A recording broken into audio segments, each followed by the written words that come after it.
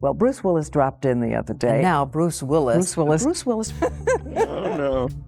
You are so cool, you're really cool. In August 2025, Bruce Willis was moved into a care home. His family now spends more than $200,000 every year just to protect him. The man whose words once shook theaters now struggles to form even the simplest sentence. But the real heartbreak cuts deeper. Emma once mistook his silence for distance, never realizing a disease was quietly destroying him for years. For someone who was very talkative and very engaged, he was just a little more quiet, and when the family would get together, he would kind of just melt a little bit. What his family found will break your heart. The struggles that shaped young Bruce Willis. Bruce Willis came into the world on March 19, 1955, in Idar Oberstein, a small town in what was then West Germany. His mom, Marlene, was German, from Kassel, while his dad, David, was a young American soldier still stationed in Europe after the Second World War. Bruce's earliest days were lived in that post-war fog, but his childhood would not stay European for long. By 1957, David left the army, and the Willis family packed their things and made the big move across the Atlantic. They landed in Carneys Point, New Jersey, a blue-collar town where steel and sweat defined most days. Marlene found a steady job at the bank, while David worked as a welder and mechanic. Bruce grew up between two worlds, his mother's German roots and his father's American grit, absorbing both languages, both cultures, and an early lesson in making do with what you had. School, though, was rough. As a little boy, Bruce developed a heavy stutter. Kids at school were quick to give him a cruel nickname, Buck Buck. That constant teasing chipped at his confidence. Every time he tried to speak up in class, his own voice betrayed him. But fate has a way of hiding opportunities in plain sight. In high school, at Penn's Grove, he wandered into the drama club. On stage, something strange happened. When he slipped into a character, the stutter vanished. The words rolled off his tongue clean, smooth, almost like they had been waiting for that moment all along. For the first time, he felt the power of being heard. That discovery transformed him. He leaned hard into the school plays, auditioned for everything, and built a new identity. By the time he graduated in 1973, Bruce was no longer the shy kid called Buck Buck. He was student council president, a popular presence on campus, and a teenager who had found his voice under the hot stage lights of a high school auditorium. That small-town theater had done more than entertain. It had given him a path. After high school, Bruce took the kind of jobs you'd expect from a working-class Jersey kid who wasn't sure yet how to crack the acting world. He pulled shifts as a security guard at a nuclear power plant. He hauled loads for a chemical factory. He did whatever it took to keep some cash in his pocket. But the pull of acting was stronger than any paycheck. He eventually enrolled at Montclair State University's drama program, where he studied theater and landed stage roles, including a run in Cat on a Hot Tin Roof. It was serious work, and he was good at it. Still, he felt restless.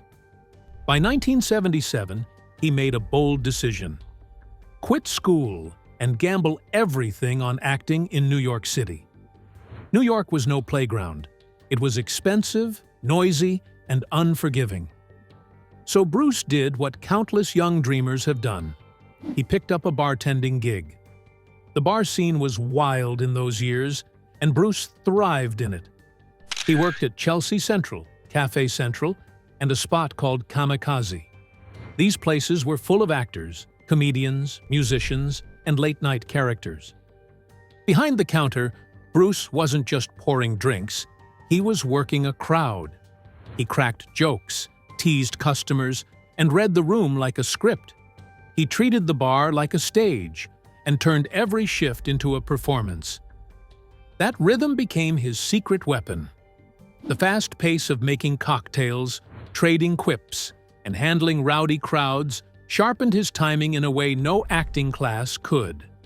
John Goodman, who later became a star himself, met Bruce during those years and once called him the best bartender in New York. The compliment wasn't about how he mixed drinks. It was about how he owned a room. That same cadence, that quick verbal snap, would later define the characters Bruce played on screen. Life in New York meant grinding through endless auditions. Bruce showed up at open calls, read for the tiniest roles, and collected rejections by the dozen. But little victories started adding up. In 1977, he landed a role in the off-Broadway play Heaven and Earth. That was his first real taste of momentum. More theater followed, including a long run in Dennis Watlington's Bullpen and a key stretch filling in for Ed Harris in Sam Shepard's intense Fool for Love. These roles didn't pay much, but they kept him in the game. On the film side, his face pops up for barely a blink in the 1980 movie The First Deadly Sin, where he played an extra in a Frank Sinatra crime thriller. It was a tiny credit, but it was proof he was inching closer. New York left a mark on him, literally. One night in that rough stretch, Bruce got into a scuffle that ended with a scar near the bridge of his nose. Stitches closed the wound, but the lines stayed. Later, casting directors liked the look. The scar gave him an edge, a hint of danger, something that separated him from the sea of fresh-faced actors. Still, by the early 1980s, he was just another hustler in the acting world, auditioning, working odd jobs, waiting for a break. Then came the script that would change everything, Moonlighting. On paper, it was a detective show. In reality, it was a genre-bending mix of screwball comedy, romance, and weekly cases. Producers auditioned more than 3,000 actors for the role of David Addison, a slick private detective who teamed up with Sybil Shepherd's Maddie Hayes. Bruce almost didn't get it, but creator Glenn Gordon Caron noticed something in him. Unlike the polished actors walking in, Bruce ad-libbed. He teased the casting team. He played with the lines instead of just reading them.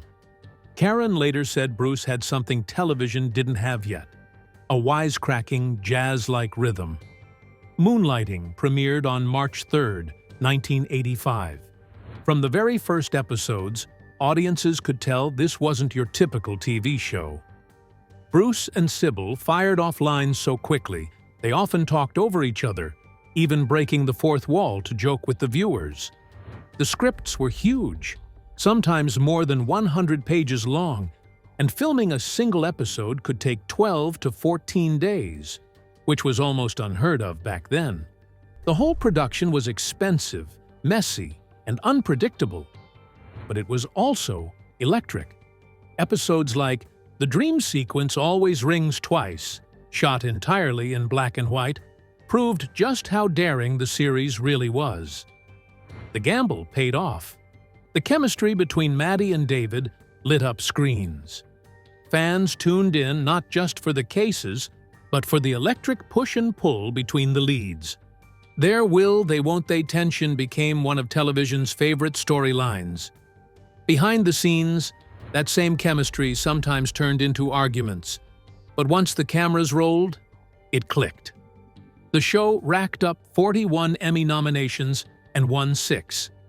In 1987, Bruce himself won the Emmy for Outstanding Lead Actor in a Drama Series. That same year, he snagged a Golden Globe for Best Actor in a TV series. For a kid once mocked for stuttering, those trophies were a miracle carved in gold. While riding high on TV fame, Bruce tried something unexpected: music. In 1987, he released an album called The Return of Bruno, paired with an HBO mockumentary. It leaned into rhythm and blues, playful and quirky. The lead single, Respect Yourself, climbed into the top 5 on the Billboard Hot 100. Another track, Under the Boardwalk, flopped in the States but soared in the UK. reaching number 2 and ending the year as one of Britain's best-selling singles. The album went gold in America. Critics weren't sure what to make of it, but the numbers told the story. Bruce Willis, TV star, was also a charting musician. Hollywood, though, was still skeptical. Could this TV comedian carry a massive feature film? Studios weren't sure yet, but their doubt wouldn't last long. The bold choices that made Bruce Willis an icon. When Bruce Willis first walked onto the set of a Los Angeles office tower in the late 1980s, no one thought he was the obvious choice to lead an action movie. The role he was about to take, John McClane in Die Hard, had already been shopped around to the muscle-bound giants of the era. The studio had even been locked into a strange old contract that forced them to offer it to Frank Sinatra first. Why Sinatra? Because the story came from a novel that had once been used as the basis for a sequel to Sinatra's 1968 movie, The Detective. Sinatra was 70 years old by then, and of course, he turned it down. After that, the studio tested the waters with names like Arnold Schwarzenegger and Sylvester Stallone, Hollywood's kings of muscles and mayhem. Both passed, so in the end, executives circled back to a fast-talking TV actor best known for Moonlighting. It seemed like a wild bet. They offered Bruce Willis $5 million, an unheard-of fee for a guy who had never carried a movie like this. Around town, people wondered if the studio had completely lost its mind. $5 million for the Moonlighting guy? It sounded insane. But that gamble changed Hollywood. The office tower where he filmed became just as famous as the character he played.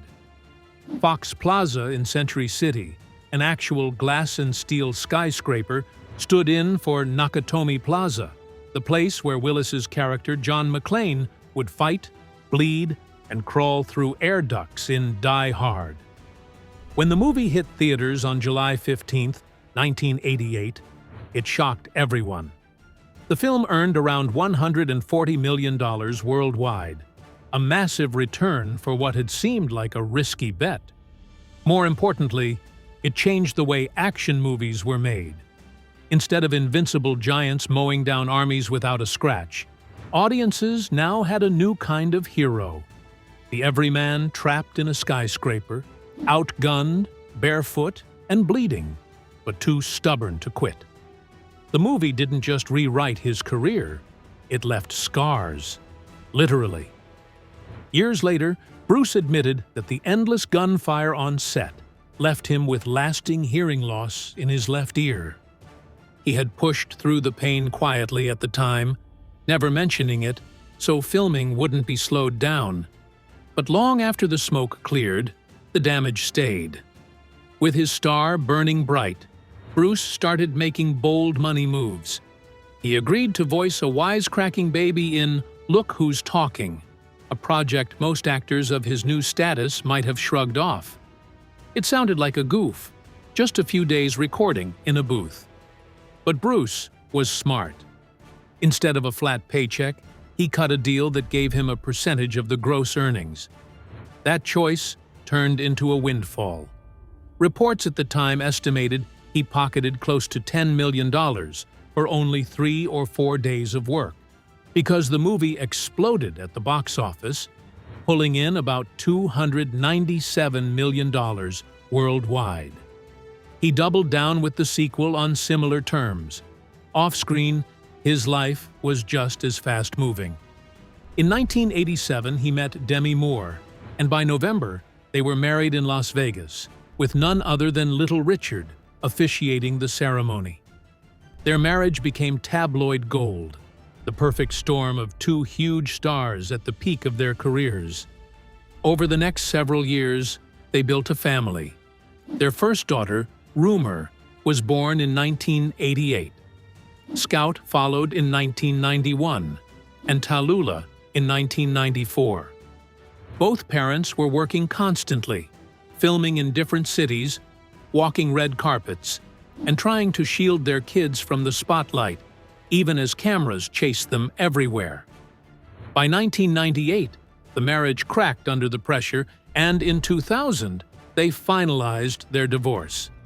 News outlets reported that Bruce paid Demi Moore close to $90 million as part of the divorce settlement. Still, both Bruce and Demi publicly promised to put their daughters first. And despite the split, they actually did. Their co-parenting became almost legendary in Hollywood, a rare example of two stars who meant it when they said family came first. On screen, Bruce refused to be boxed in as just the wisecracking action guy.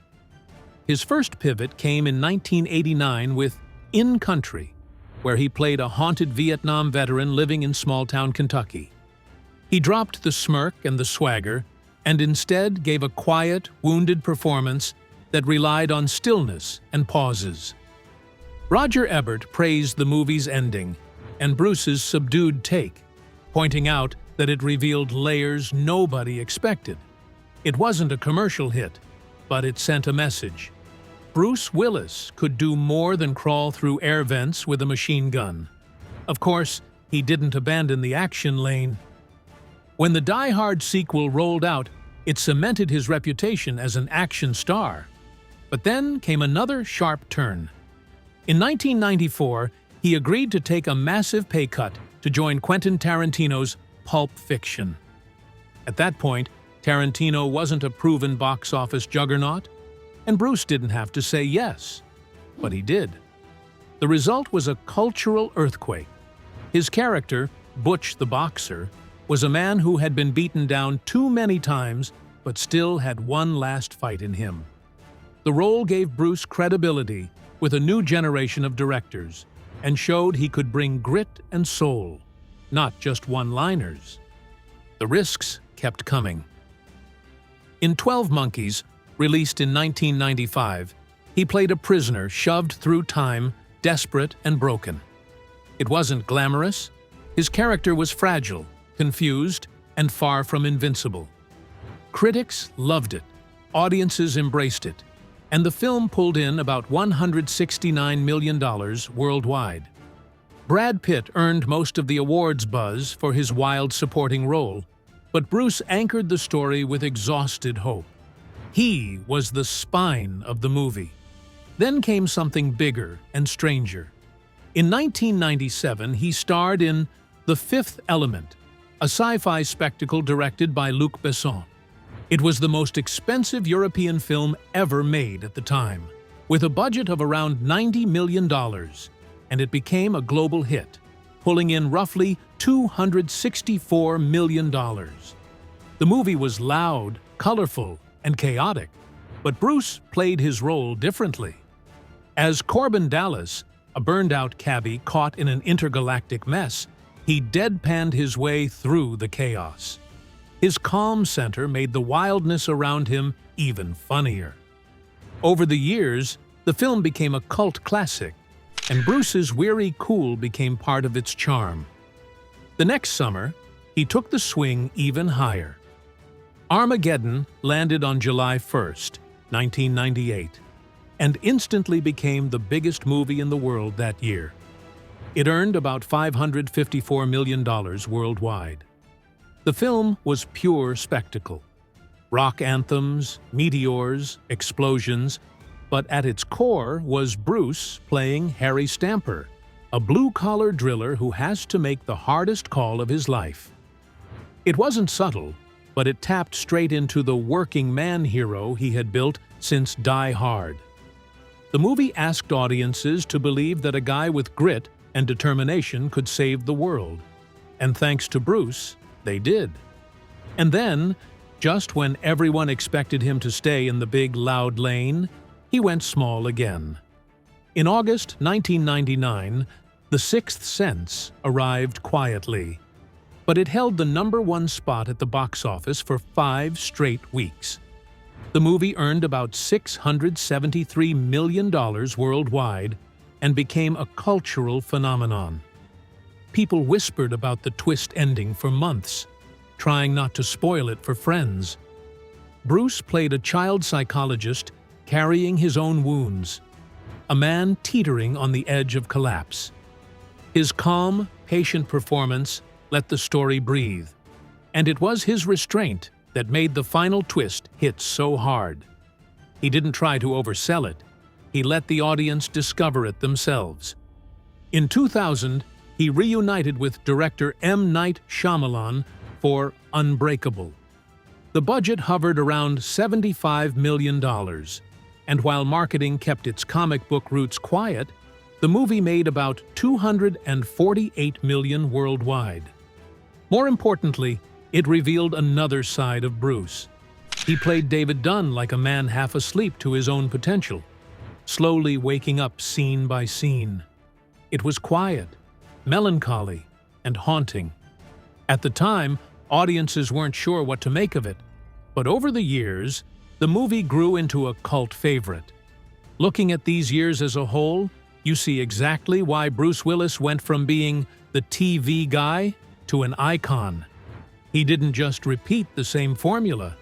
He swung between massive blockbusters and smaller, riskier projects. But that same versatility also set the stage for harder years ahead. Because in Hollywood, even icons don't win every gamble. And for Bruce Willis, the next decade would carry the first warning signs no one was ready to see. The warning signs everyone missed. The first stumble came with Barry Levinson's Bandits in 2001. On paper, it had all the ingredients: Bruce Willis, Billy Bob Thornton, and Cate Blanchett. That's a cast any studio would bet on. The plot, two charming bank robbers and the woman caught between them, had a playful energy. But when it hit theaters, it just didn't click. The tone felt uneven, reviews were mixed, and audiences stayed away. Worldwide grosses landed somewhere between $68 and $72 million, against a budget in the mid-70s. For MGM, it wasn't the return they hoped for. Insiders later blamed the marketing and the release window. But whatever the excuse, the result was clear. Bandits missed. The next year hit even harder. Heart's War, a World War II drama where Bruce played a hardened colonel opposite Colin Farrell, looked like a safe bet. Prestige period setting, respectable cast, and a studio backing it with serious money. But it stalled. The film cost about $70 million to make and limped home with only $33 million worldwide. Suddenly, Bruce wasn't the box office guarantee people thought he was. So he pivoted. And this pivot was not one anyone saw coming. In 2006, instead of another brooding action role, Bruce lent his voice to an animated raccoon in Over the Hedge. It was light, it was silly, and it worked. Families poured into theaters. The movie raked in $340 million worldwide. Bruce didn't have to throw a punch or fire a gun. He just had to be quick and funny. But the real reset came a year later. In 2007, John McClane stormed back in Live Free or Die Hard. This time, the story was updated for the broadband age. Hackers, cyber attacks, infrastructure meltdowns, the works. Old school cop meets new school threat. There was a debate before the movie even opened. Fans grumbled about the PG-13 rating since the first 3 Die Hard movies had been hard R with bloody violence and profanity. People worried it would water down the series, but when it hit theaters, the doubts evaporated. Audiences showed up in droves. The movie grossed $388 million worldwide, making it the highest earner in the franchise up to that point. The production wasn't gentle, either. Bruce took a real punch during one fight scene that split the skin above his right eye and required stitches. His stunt double, Larry Rippenkruger, suffered a horrific fall that nearly killed him and briefly shut down the set. But Bruce never liked being locked into one lane. After re-establishing himself with Live Free or Die Hard, he loosened up. He joined ensemble pieces where he wasn't the sole engine, letting others share the spotlight. Red, in 2010, was the best example. It played like an action comedy for the grown-ups. Retired spies, quirky personalities, lots of winks at the genre. Bruce didn't have to shout or punch his way through every scene. He could lean on his dry humor. Audiences loved it. Red pulled in $199 million worldwide. Not everything in that stretch was playful. In 2013, a deal went public in a way that bruised his reputation. He was negotiating for The Expendables 3. Reports said he was offered $3 million for 4 days of work in Bulgaria. He countered at $4 million. Negotiations collapsed. Sylvester Stallone went on Twitter and blasted someone as greedy and lazy. Reps confirmed he meant Bruce. Within hours, Harrison Ford was announced as the replacement. It was one of those Hollywood flare-ups that burn hot and fast, but it stuck. For years, Bruce had been seen as the charming rogue, the guy who played hard but still delivered. Now, a new story circulated. Maybe he was just difficult. While that spat grabbed headlines, something more important was happening on the ground. The mid-2010s brought a flood of smaller thrillers. Bruce would show up for a few days, film a handful of scenes, and let younger actors carry most of the runtime. The Prince, in 2014, barely touched theaters. Vice, in 2015, had a juicy premise, a futuristic playground where people could act out fantasies with androids, but it flopped badly. Critics hammered it, audiences ignored it, and Bruce seemed checked out. More of these quick-turn movies followed, many produced by the same companies churning out low-budget thrillers for the streaming and VOD market. At first, the pace looked like a hustle, Bruce grinding through project after project. But later, people began to wonder if something deeper was going on. Crews on set had already seen the strain. By 2022, investigative reports laid it out plainly. Scripts were being shortened to reduce his lines. He sometimes wore an earpiece, an earwig, so dialogue could be fed to him as cameras rolled. Stunt doubles handled most of the action. Schedules were designed so he could finish his part in just a couple of days. One Los Angeles Times report described a late-night shoot where Bruce struggled to follow the earpiece cues, with crew members stepping in to guide his movements. Another article quoted nearly 24 people who had worked with him, many openly worried about his health. Even a tongue-in-cheek awards group, which once poked fun at his flood of low-budget thrillers, ended up pulling back after his family publicly announced his condition. That fuller picture explained a lot. It wasn't just about money or taste in roles. His work pattern had shifted because something was happening behind the scenes with his health. The heartbreaking reality for Bruce Willis and his family. Bruce Willis spent his whole adult life building around family, and when things turned hard, you could see how strong that circle really was. In 2009, he married Emma Hemming. A decade later, they went back to the same stretch of beach in Turks and Caicos and renewed their vows. It wasn't staged for paparazzi cameras or magazine spreads.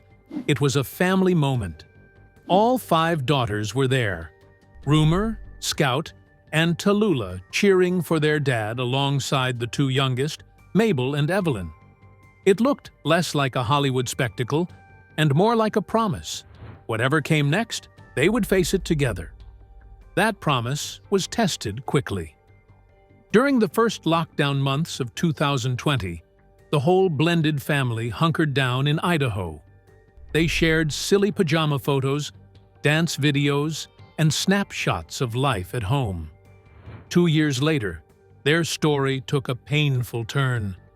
In March 2022, Bruce's family announced that he was stepping away from acting.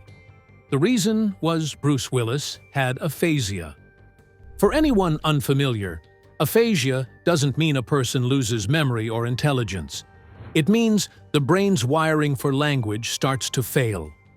Imagine the mental switchboard that once let Bruce fire off the sharpest one-liners in Hollywood. Suddenly, that switchboard started shorting out. Sentences that once came smooth and fast became tangled and hard to finish. For a man who had made his name with timing and rhythm, it was devastating. The family didn't put out the announcement for pity. They did it to explain, to give context to fans and colleagues who had noticed the change.